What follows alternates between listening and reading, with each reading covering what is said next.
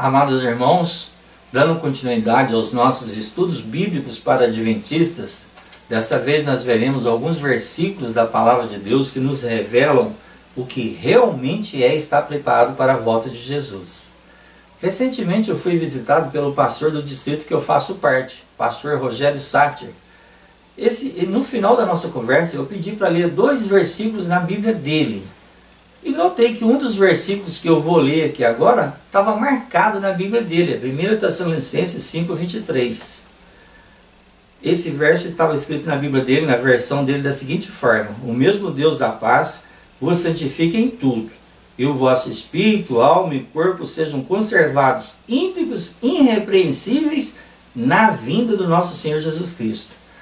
Como esse pastor acredita que libertação do pecado só na volta de Jesus, muito provavelmente ele destacou esse verso porque aqui fala conservados, íntegros e irrepreensíveis na vinda. Irmãos, mas essa forma de interpretar esse texto dessa forma é muito estranho. Conservados, íntegros e irrepreensíveis na vinda, no caso aqui seria transformados para íntegros e irrepreensíveis na vinda, porque conservado dá a ideia de um preparo para um tempo futuro, certo? Mas é impressionante, esse pastor não concorda comigo, é um dos pastores que me mantém afastado de todas as atividades da igreja, mesmo sem provar que eu estou errado, mesmo sem refutar os meus argumentos. Bom, mas isso é história para uma outra mensagem, né, irmãos? Onde nós poderemos falar sobre a Inquisição dentro da igreja adventista. Mas vamos lá. Eu convido a esse pastor e também aos irmãos que pensam como ele a analisar esse verso em outras versões da Bíblia para ver como que fica mais claro, porque a gente tem que fazer isso, sabe, irmãos? Às vezes uma versão bíblica não dá a ideia real daquela mensagem, então você tem que comparar com outras versões, e é o que nós veremos aqui. Por exemplo, esse versículo na Almeida Revista e Corrigida está da seguinte forma: o mesmo Deus da paz vos santifique em tudo, e todo o vosso espírito e alma e corpo sejam plenamente conservados e irrepreensíveis para a vinda do nosso Senhor Jesus Cristo. Almeida Revista e Corrigida. Aí sim, conservados para quando?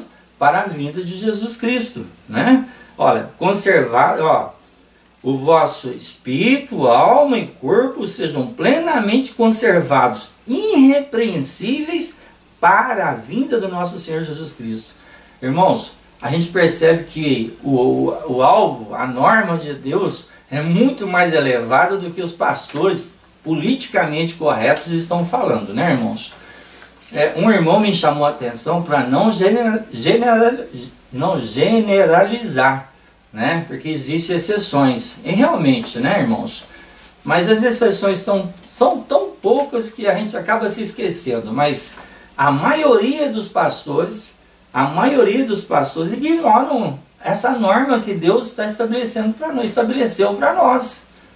E consequentemente a maioria dos membros também, né? Porque infelizmente nós estamos deixando de ser o povo que lê, né, para ser o povo que ouve, né? Fulano de tal falou assim, então é assim. Não pode ser assim, né, irmãos? Não pode, nós temos que ser bereanos. Mas vamos ver esse mesmo versão agora na nova versão transformadora. E agora que o Deus da paz vos torne santos em todos os aspectos, e que o vosso espírito e alma e corpo de vocês sejam mantidos, agora em vez de conservado, mantidos para quando? E como? Mantidos irrepreensíveis até a volta do nosso Senhor Jesus Cristo. Mantidos irrepreensíveis, mantidos para um momento futuro, para quando? Mantidos irrepreensíveis para quando? Para a volta de Jesus Cristo. Eu vou ler aqui, vou mostrar como que a serva do Senhor, qual versão que ela usou. Se ela usou a versão na vinda ou para a vinda. Muito embora isso não vai fazer muita diferença também, porque eu novamente falo, a grande maioria, existem exceções, mas a grande maioria dos adventistas estão aceitando do Espírito de Profecia só aquilo que lhes convém. Mas vamos ver aqui qual versão que ela usou. O mesmo Deus da paz vos santifique em tudo, em todo o vosso espírito e alma e corpo sejam plenamente conservados irrepreensíveis para a vinda do nosso Senhor Jesus Cristo. E Obras, página 29. Vamos ler alguns outros versículos, e eu espero que esse pastor faça isso, e que também os irmãos que pensam como ele também façam isso. Na mesma versão Almeida, a mesma versão lá, que estava escrito na vinda, tem outros textos bíblicos, né, que revelam o que Deus está esperando de nós. Dessa vez nós vamos ler 1 Timóteo 6,14. Que guardes o mandato imaculado, irrepreensível, até a manifestação do nosso Senhor Jesus Cristo. Almeida, revista atualizada, 1 Timóteo 6,14. Deus não está pedindo para você e eu ficar pecando até a volta de Jesus, não. Ele está pedindo aqui, ó, que guarde esse mandato imaculado, irrepreensível, até a manifestação do nosso Senhor Jesus Cristo. Se Deus pediu, é porque Ele está disposto a dar graça para que isso se torne realidade. A gente tem que estar sempre falando isso, né, irmãos? Deus é um Deus justo. Se Ele pede, Ele dá condições para que isso seja efetuado na sua vida e na minha vida. Vamos para Filipenses 1,10. A mesma versão, irmãos. Almeida, revista atualizada, a versão do pastor lá. Para provardes as coisas excelentes e ser sinceros, inculpáveis para o dia de Cristo. Ó, ser sinceros, inculpáveis para o dia de Cristo. Não é no dia de Cristo, não. Certo? Agora vamos para 1 Coríntios 1,8. O qual também vos confirmará até o fim. Deus, a graça, disposta a te manter firme até o fim. Para quê? Para serdes irrepreensíveis no dia do nosso Senhor Jesus Cristo. Almeida, revista atualizada também, irmãos. 1 Coríntios 1,8. Vamos agora para Colossenses 1,22. Agora, porém, vos reconciliou no corpo de sua carne, mediante a sua morte, para apresentar-vos perante Ele santos, inculpáveis e irrepreensíveis. Muito claro, né, irmãos? Vamos agora aqui para Tito 2:11 a 14. Porquanto a graça de Deus se manifestou salvadora a todos os homens. Salvação pela graça, né?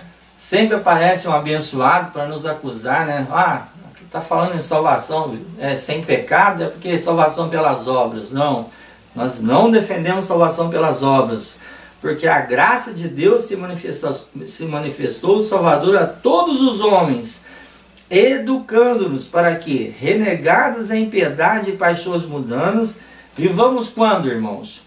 Vivamos no presente século, sensata, justa e piedosa. Não está pedindo para você ser isso lá na volta de Jesus, não. É agora, no presente, né? Aguardando, vivendo assim, aguardando a bendita esperança e a manifestação da glória do nosso grande Deus e Salvador Jesus Cristo, o qual assim mesmo se deu por nós, a fim de quê? A fim de nos remir de toda iniquidade e purificar para si mesmo um povo exclusivamente seu, zeloso de boas obras. A providência, o plano da salvação envolveu meios, poder para nos remir de toda iniquidade e nos preparar um povo para ser apresentados diante da glória de Cristo ali, santos, irrepreensíveis. Irmãos, Almeida revista atualizada, mesma versão do pastor também, Judas 24. Ora, aquele que é poderoso para vos guardar de tropeços. Tropeços aqui é pecar, né, irmão? Acho que a gente não tem nenhuma dúvida quanto a isso. Ora, aquele que é poderoso para nos guardar de pecar, de tropeços, e para vos apresentar com exultação, imaculados diante da sua glória. Será que Deus é poderoso para nos manter livre do pecado só na glorificação? Agora Ele não tem poder para fazer isso? É assim? É assim? Nós vamos subestimar o poder de Deus ou ignorar o poder de Deus? Bom, para terminar, diante de tudo essas coisas que nós vemos aqui, o apóstolo Pedro nos diz: por essa razão, amados, né? Por essa razão, pois, amados. Quando Pedro falou isso, ele estava descrevendo os acontecimentos que antecediam a volta de Jesus. Então ele fala: por essa razão, pois, amados, Esperando essas coisas, empenhai-vos para ser desachados por ele em paz, sem mácula e irrepreensível. Será que Deus estava pedindo aqui para você se empenhar a buscar uma coisa impossível? Esse Deus, esse não é o Deus que eu conheço, né? Acredito também que esse não é o Deus que você conhece. Deus é justo. Se ele pede, vou falar mais uma vez, irmão. Se ele pede é porque ele dá poder para isso se tornar realidade.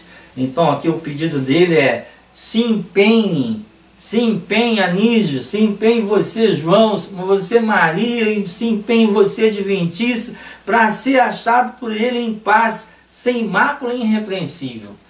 Agora, para a gente fazer isso, irmãos, nós definitivamente precisamos parar de ouvir o assim diz o pastor ou assim diz o doutor. Irmãos, existem pastores consagrados, sim. Eu não julgo, eu não tenho como julgar as intenções. Eu só constato fatos do que realmente está acontecendo. Mas eu creio, né, que muitos desses pastores estão fazendo isso, talvez porque ainda não foram tocados por essa mensagem, né? São sinceros naquilo que estão fazendo. Mas, irmãos, por mais sincero que você seja, se você estiver no caminho errado, a sua sinceridade não vai bastar, sabe, irmãos? Deus não tem desculpa. Diante de tantas mensagens claras aqui, não tem desculpa para você se manter no engano, na mentira, né? Esperando salvação no pecado. Que Deus nos ilumine, que Deus nos liberte dos enganos. Vamos orar pelos nossos pastores, vamos orar para que nós possamos ter essa comunhão, essa busca realmente, sabe, necessária para que haja uma igreja militante, para que haja um grupo de adventistas do sétimo dia, a igreja de Deus, que fale, que pregue o evangelho eterno, mas não só com doutrinas, sabe, irmãos, mas sobretudo com o testemunho vivo do que a graça de Deus pode fazer na nossa vida. É assim que nós vamos glorificar o nome de Deus. É assim que nós vamos honrar o nome de Deus diante desse mundo. É assim que nós vamos resplandecer em meio às trevas deste mundo, refletindo o caráter de Cristo. Existe graça para isso. Então que nós entendamos o que realmente significa estar preparado para a volta de Jesus. Que nós possamos estar dispostos a aceitar, acima de tudo, o assim diz o Senhor. Que Deus nos ajude, que Deus nos liberte.